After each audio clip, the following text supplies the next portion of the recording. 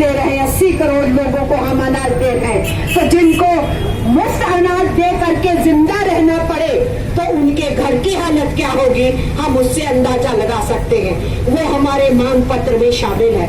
तो हम निजीकरण का विरोध कर रहे हैं, देश के संसाधनों को बेचने का विरोध कर रहे हैं, और उसके साथ साथ हमारा ये कहना है कि गरीब गुरबा की मांग को सुना जाए। मनरेगा का बजट जो इन्होंने 94,000 से घटा के 76,000 करोड़ तक लिया है, उससे भी नीचे सुना है कि उससे भी नीचे लाने वाले हैं। तो जितनी हमारी वेलफेयर स्कीम्स है, चाहे वो एससी के लिए है, चाहे एसटी के लिए है, चाहे रूरल लेबर के लिए है, चाहे शहर के गरीब के लिए है, उन सारी वेलफेयर स्कीम्स को कमजोर किया जा रहा है। और वेलफेयर स्कीम में ही हमारी आंगनवाड़ी, आशा, मिड डे मील वर्कर और एमसीएलपी के सेंटर्स आते हैं। ये सारा वेलफेयर स्कीम्स के तहत आता है, लेकिन इन सब के को कमजोर किया जा रहा है। और आपने सुना कि 2-2 साल से पगार भी नहीं दी जा रही है। यही सूरत हाल हम म्युनिसिपल वर्कर्स की देखते हैं। यही अब हाल हम देख रहे हैं कि हमारे कंस्ट्रक्शन वर्कर्स, हमारे बीड़ी वर्कर्स, हमारे हॉकर्स और वेंडर्स, उनके लिए भी जो कानून बने, सरकार उनको कमजोर करके फिर ठंडे बस्ते में डाल रही है, या ज्यादा से ज्यादा सोशल सिक्योरिटी के कोड में उसको समेटने की कोशिश कर रही है। ये मांगों की सिलसिला अगर मैं बात करूं तो मैं बहुत उसके बारे में लंबा कह सकती हूं, पर मैं उसको थाम करके अपने सीमित समय में कहना ये चाह रही हूं कि मिस्टर नरेंद्र मोदी की सरकार लगातार 8 वर्षों में केवल और केवल इस देश के अंदर अडानी, अंबानी, टाटा, बिरला, डालमिया, गोयनका, फिलिप्स, बजाज, सिहानिया, सिल्वानिया, जिंदाल, मित्तल, ये बड़े बड़े जो कॉर्पोरेट घराने हैं, केवल उनकी सेवा में लगी है। ये सरकार जो सबका साथ सबका विकास कह करके मैदान में उतरी, ये सरकार जिसने कहा हर साल 2 करोड़ हम रोजगार पैदा करेंगे, ये सरकार, इनकी पार्टी, इनके नेता जिन्होंने कहा हर एक के खाते में 15-15 लाख रुपया हम जमा करवा देंगे, ये सरकार जिसने ये कहा था हम आत्मनिर्भर भारत बनाएंगे, वो सरकार क्या कर रही है? आत्मनिर्भर भारत की पीठ में छुरा घोंप रही है, हमारी आत्मनिर्भरता को खत्म कर रही है। हमारे हिंदुस्तान के मेहनत कशों के खून पसीने से, हमारे बुद्धिजीवियों की मेहनत से, हमारे वैज्ञानिकों की सोच से जो भी इस देश के अंदर बनाया गया, 70 साल की रट लगाने वाला प्रधानमंत्री उस सब को बर्बादी के रास्ते की तरफ फेंक रहा है। और रोजगार देना तो दूर रहा, रोजगार छीन लिए गए हैं। और आज की डेट में सबसे ज्यादा बेकारी की दर है जो 12% को छू चुकी है। इसके साथ साथ लोगों की जेब में पैसा देने की बजाय लोगों की जेब से पैसा निकाला जा रहा है। जितनी सोशल वेलफेयर स्कीम्स है उसके बजट कम किए जा रहे हैं, उसके साथ साथ महंगाई बढ़ा करके लोगों की जेबों की कतरनी की जा रही है। इस सूरत हाल के अंदर हम इस सरकार को क्या कहेंगे? ये सरकार सबका साथ सबका विकास नहीं है, ये सरकार केवल अडानी और अंबानी के सपनों को पूरा करने के लिए उनमें उनकी झोली में बैठी हुई सरकार है। इस सरकार की अपनी कोई कमर नहीं है, वो रीढ़ की हड्डी इनकी अपनी टूट चुकी है, ये उनकी गोदी में बैठे। मैं 2-3 उदाहरण देना चाहती हूँ। जब कोरोना की महामारी में पूरा देश लॉकडाउन में था, हमारा मजदूर तड़प रहा था, रोजगार चला गया था, घरों के अंदर लोग बंद थे, सारा का सारा ट्रांसपोर्ट सिस्टम ठप था और मजदूरों को पैदल चलना पड़ा था। सैकड़ों मील, हजारों मील दूर का सफर उन्होंने पैदल किया। हमारी महिलाओं ने सड़क के किनारों पे बच्चों को जन्म दिया, एक बच्चे को गोदी में, एक को कंधे में, एक को अटैची पे सुला के चलती हुई औरतों के सीन सब लोगों ने देखे। हमारे मजदूरों के साथ क्या व्यवहार हुआ, केमिकल छिड़का गया, उनके आगे जहां जहां उनको रखा गया था रस्तों में रोक रोक के वहां ऐसे खाना फेंक रहे थे उनके आगे जैसे कुत्तों के आगे खाना फेंका जाता है। हमारे मजदूरों पे लाठियां चलाई गई, मजदूर हमारे रेलवे ट्रैक्स पे कटे, हमारे बस एक्सीडेंट्स में मरे, कई तरीके के हादसों में और डिहाइड्रेशन में और बीमारियों से मरे। वो सारा मंजर हम सबको मालूम है।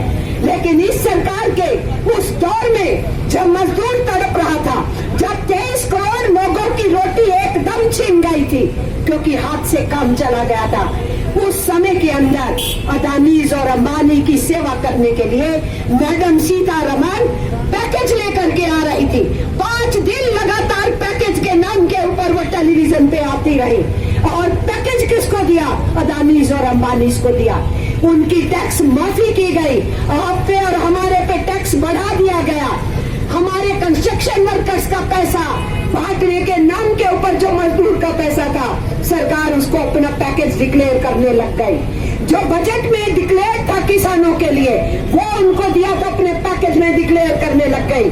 उस 1 साल के पीरियड में मार्च 2020 से लेके मार्च 2021 तक इस देश के मजदूर ने खून के आंसू पिए।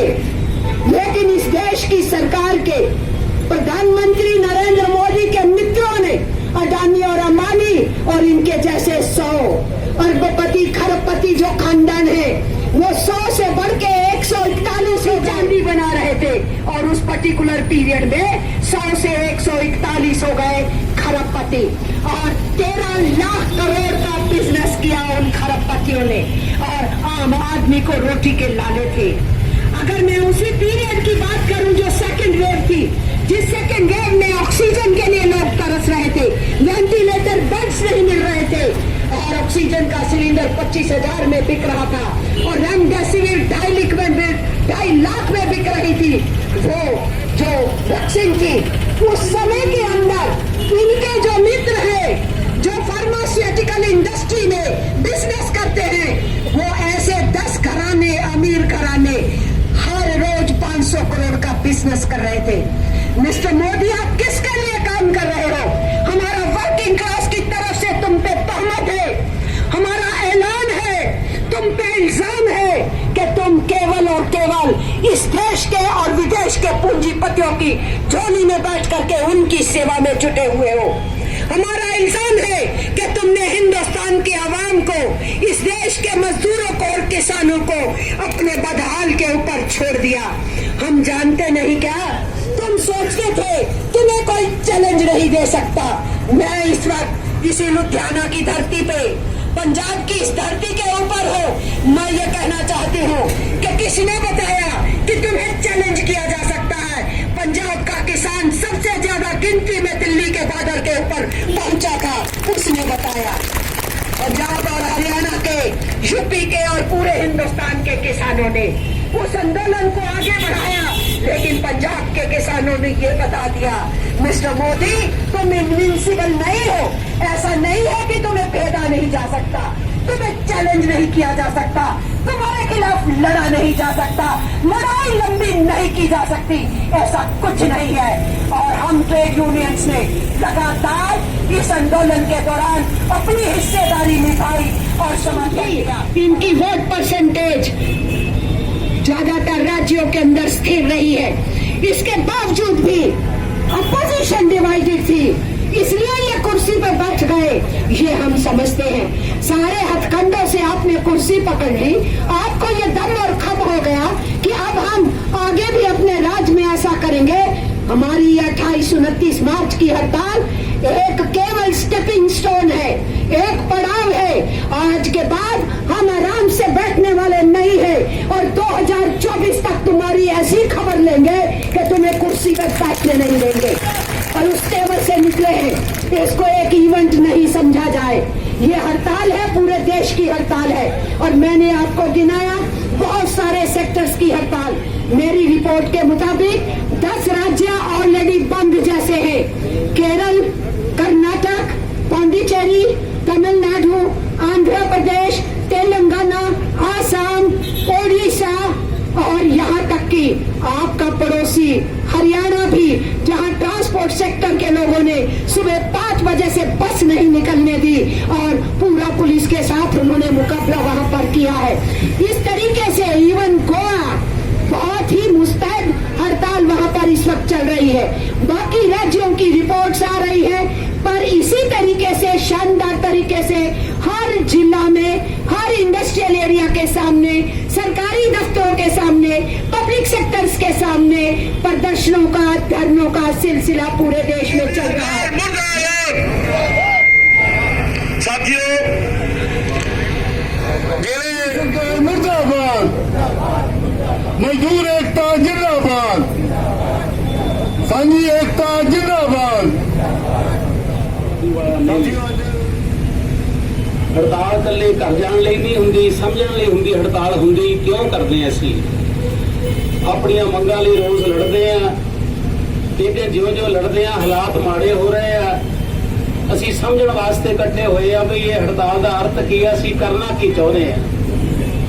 ਇਹ ਕਮਾਲ ਦੀ ਗੱਲ ਨਹੀਂ ਵੀ 140 ਕਰੋੜ ਦਾ ਦੇਸ਼, ਉਹ 'ਚ ਅੱਧੇ ਲੋਕੀ ਭੁੱਖੇ ਮਰ ਰਹੇ ਹੋਣ। ਲੱਖਾਂ ਲੋਕਾਂ ਨੇ कोरोना महामारी के दौरान भुखिया सफर किया होवे। सैकड़े बंदे गंगा के किनारे ते बिना किसी कफन तो लम्मे पा के रेते थले दब दिते जान, और दुनिया दे विच भुखिया दी, अन्ने लोकां दी ज्यादा गिनती सब तो भारत विच होवे। एक दो देश होर होणगे साडे तो अगे, लेकिन सारियां गल्लां दे बावजूद साडे देश के हुक्मरान वो राज कर रहे हैं जिहड़ा इन्हां गल्लां लई जिम्मेवार है।